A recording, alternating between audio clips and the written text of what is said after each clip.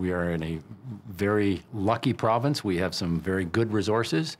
We need to make sure we make the best use of those resources, including the oil sands, but we need to develop them appropriately, and that's where government policy comes into play.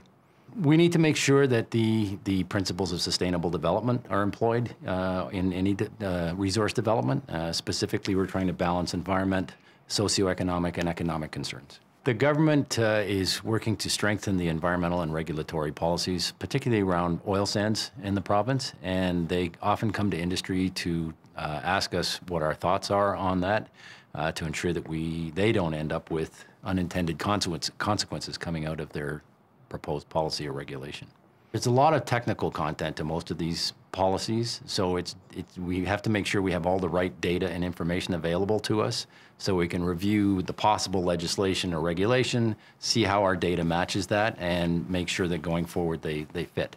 One of our goals is to try and get the proper data available so we can have a discussion about that data instead of the lack of data or the perceptions of our industry.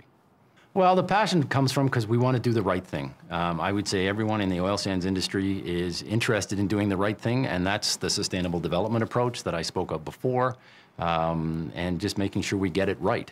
What's the future look like? Well, I think the future for oil sands development is looking bright. Certainly, we've just come through some tough economic times, but going forward, I think the industry will flourish.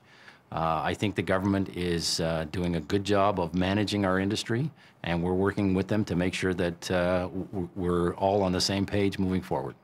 I think the Emerald Awards are very important. I think there's a lot of good work being done in this province, and this is an excellent way of recognizing it.